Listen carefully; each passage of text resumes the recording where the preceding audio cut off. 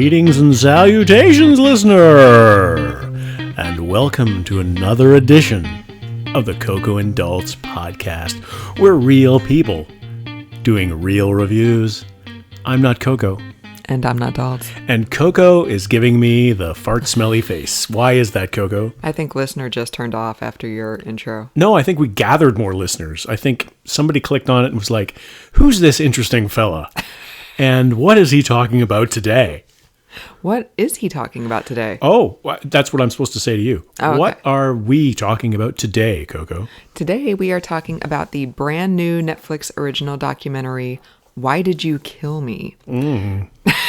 Okay. So this is an 83-minute documentary, not a docuseries, Thankfully.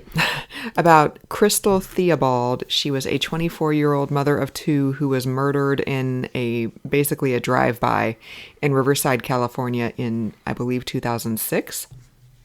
And her family, I guess, I don't know if they didn't trust the cops or they didn't think the cops were pursuing the right lines of inquiry, and they decided to take matters into their own hands, and they created a fake MySpace account for Crystal because this is 2006, so MySpace is actually a thing, and dummied up photos of her and started friending all the gang members in the area to try to figure out... The 5150. Yeah, it was the 5150 gang, which is also the involuntary psychiatric hold in California that Britney Spears was placed on back in the day. Speaking what? of like the early 2000s. Wow. Yeah, that's the code for the involuntary psychiatric hold. Wow. Yeah, she was on a 5150 hold.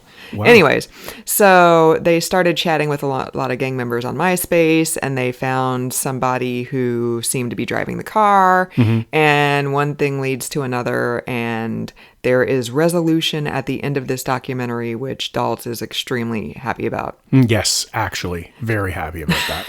So, do you have anything else to add to my summary there, Daltz? No, actually, it was pretty good. I'd like to just comment on one thing that you said that I found completely unbelievable, is that gang members were on MySpace. So Maybe I don't know how street that is to be on MySpace. I was never on MySpace. I was probably about 10 years too old to have MySpace, but was it like Facebook? Could they have like a private group, like a private like 5150 group where they would, like talk, trash about like, hey, we're going to go shoot up the McDonald's tonight or whatever. Like, we're going to go knock over the 7-Eleven. Right. Here's the address. Put it into your phone. Right. Like, that just astounded me. I was like, and they're all talking street and tough and everything like that back and forth. They had recreations in this documentary. Yeah. About how things went. And actually, it was really well done. The way they recreated the MySpace page. If you were alive in 2006, like I just said that I wasn't on MySpace, but they did a really good job of recreating the 2006 like Windows XP aesthetic. Right. And like somebody had like an AOL Instant Messenger window up in the background of the desktop. Like it was. And they had when they were on the MySpace page and they went to somebody's profile page, it took a while for their photo to load. Right. Like they were on a slow, like on a totally. Their download was like really a dial-up mode. Yeah, like a dial-up. Like they recreated it. It was really good. Yeah. So what did you think, Coco? What did you think of this documentary? I did the summary, so you get to go first. Oh, okay. Well, I thought it was really well done. Wow. I really liked it. That's not what I thought you were going to say. Oh, really? Right. I did like it. I like documentaries generally. This was not something that I knew anything about. I didn't know about this case until you were talking about it one day when we were walking the dog, and you say, "Hey, I heard about this thing." I was like, "Oh yeah, that sounds good." And then the next thing you know, we're watching it, and it was good. It was the characters there were very interesting. The mother who was trying to entrap the so-called murderer or the accused murderer, she was totes cray, colorful. The family was colorful. They were in trouble with the law a lot. It was a family of ne'er-do-wells, let's just say. And some of the other people they had in there, they had some of the gang members from the other side of things, and it was really well done in terms of balance and in terms of the recreations. I know I talk a lot about how things are recreated on these documentaries and docuseries where you don't have footage and you weren't there to see it. You have to somehow recreate it or animate it. And the way they did it in this particular documentary was they had like a little toy car set and a street model with the cars, and they recreated it that way. And I thought it worked okay. I mean, the danger with these kinds of things when you're dealing with such a serious matter as somebody being killed in a sort of a gang murder situation is you risk trivializing it, or you risk cartoonizing it and making it like a claymation, Right. And I think that they walked a fine line here on this, and I think they did a very good job. And overall, I thought it was really well done. It wasn't very long, which is good.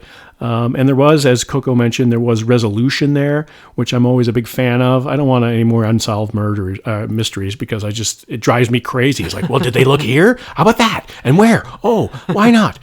So I was glad that they got to the end and we found out what happened, and there was some type that described what happened. And we don't want to give too much of it away because it's such a short documentary. You could probably just go watch it yourself and figure out what happened. But yeah, 83 minutes. I mean, including the closing credits. Right. So you can get through that really fast. Exactly. So I yacked on and on. What did you think, Coco?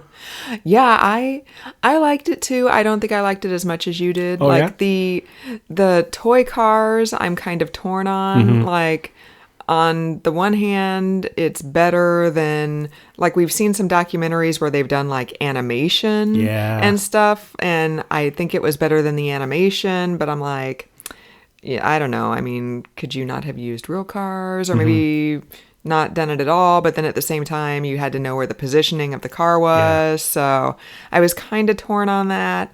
I did enjoy. There wasn't a voiceover. There wasn't a narrator, which I liked. They had extensive interviews with the detective who worked the case. Like Dot said, Crystal's mother. She was definitely cuckoo for Cocoa Puffs. She was the driving force behind this in a lot of ways. Like, she was the lead character. Yeah, she, I think, so Crystal's younger cousin was the one who came up with, like, hey, what if I create a fake MySpace account and I try to talk to all these gang members? And her mom happened to be on MySpace. Yeah. And Crystal's mom is like, oh, why don't I do it? But I mean, she's not young, so she was just like, the internet, what's that? So the cousin was like, no, just let me do it, especially in 2006. Right? Yeah, the 14-year-old cousin is like, no, seriously, I can do this. I got it. Yeah. But then it took a toll on the cousin after a while, because she's pretending to be her dead cousin, and it was just too heavy for her. So she turned the password over to Crystal's mom, and then Crystal's mom is like, just off the rails. She is causing all sorts of trouble. Like, she's making, like, cars were getting shot up because she was goading people on Facebook, and I'm surprised. She's setting people up and framing them and stuff like that. It's like, how about you go shoot this guy? No, he says you're a jerk. It's like, okay, well, this is where he's located. This is where he lives. Like, I'm really surprised that the cop did not have harsher words for her about that, because that could have really jeopardized a lot of the investigation. Yeah, exactly. So I can she was talking about what she was doing, and my head was exploding. I was like, oh my God. What? Well, and plus the cop had said originally too, he said the first part of the plan, he said, was actually a really good way of doing it, was to entice these gang members out onto MySpace and get them to interact and figure out where they are and earn their trust. Yeah, earn their trust. And he said that was actually quite good. He said he wished he had thought of it, and then he could have pursued it probably in a more stringent manner. But then when she gets involved, the mom gets involved, and she's just totes cray and is causing like gang warfare in California. So yeah, it was nuts. Yeah, so I did enjoy the extensive interviews with the cop and the mom. Like Dalt said, they did have at least one former gang member who was there, not involved allegedly. He was interviewed, and he was in like a fedora and glasses, and he might have had a fake nose or something going on too. Like, he was definitely trying to be as low key as possible. So I liked all the interviews. And the cousin as well, who pretended to be Crystal originally. Like, my heart broke for her, because that's a lot to put on a 14-year-old girl, right? Like, this probably illegal, like, computer investigation into a murder that, she's 14. She's like a freshman in high school, and she's coming home from school, at 3 in the afternoon, and then she's pretending to be her dead cousin until 1 o'clock in the morning, Right. trying to draw these guys out to get information. So For days and weeks on end, right? yeah, so I felt really bad for the cousin. But yeah, I mean, it's 83 minutes. It did drag a little bit. Like, there were definitely times when I started to nod off a little bit, but that's probably, Did you really? But well, that's probably because I've been up since 5:30 this morning, and it's now 9 o'clock at night, and I'm old, so I need my sleep. Oh, I thought that was maybe just because you're sitting beside me on the couch. That's usually what happens. You're so boring. But I hadn't heard of this case until I heard about the documentary, which is surprising because this seems like it could have been sort of a groundbreaking case. You'd think, yeah. So I don't know if maybe it's just because I missed the press around it and this actually was a thing that was talked about at the time that it was going on or what, but I'm surprised that this didn't get press that I heard of anyways. Yeah. And the thing that was heartbreaking to me about this is that they, all of a sudden, about 3/4 of the way through it, maybe a little bit more, they turn to the alleged shooter and they talk about his background and Right. they talk about his family and they talk about him being taken away from them and everything like that. And that was a twist that I didn't see coming because it was very much presented from the dead girl's perspective and her family and everything like that. And she's the victim here, so that's Right. we should say that right off the top and be clear about that.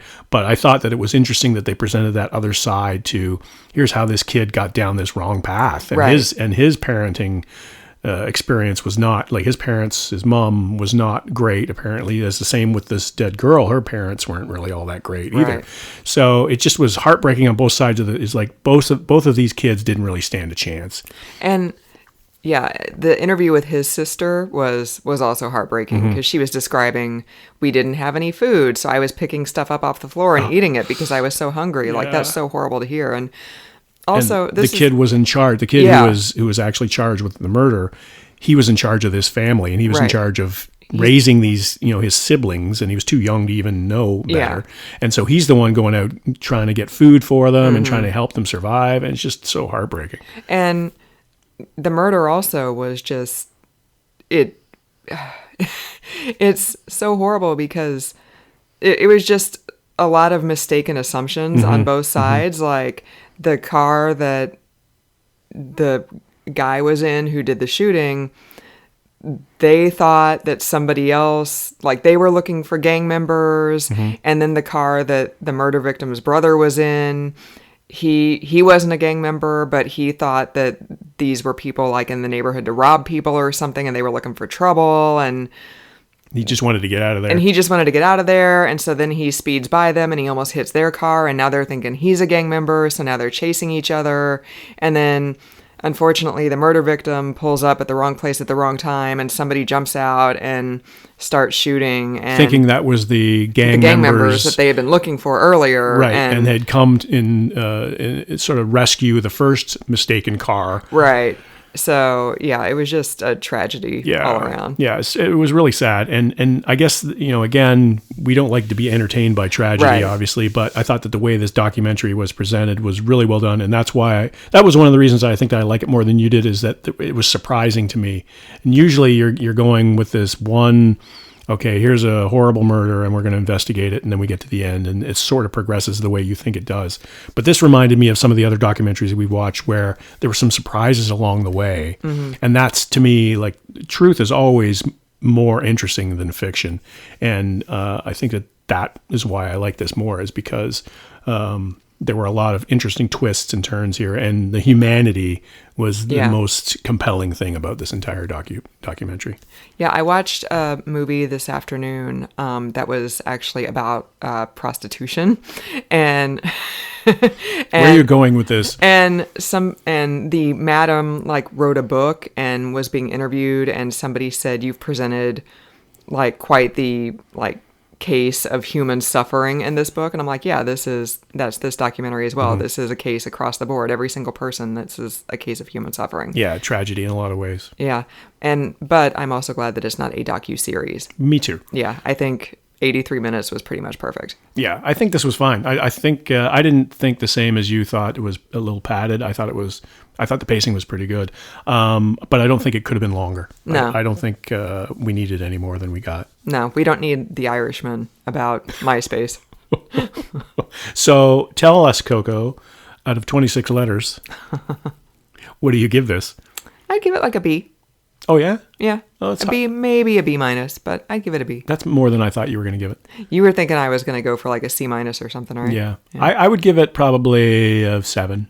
Oh, okay. Yeah, it was good. I mean, I like the brevity of it. I like the human feel to it, the human factor, and the surprises and twists. So, yeah, a worthwhile binge for sure. Not even a binge, just watch it. Yeah, definitely. Maybe when you're like, standing in line at the vaccination clinic, you could watch it on your phone. Yeah, totally. Just please put in your earbuds. Like, Right. Don't subject everybody else to, Yes.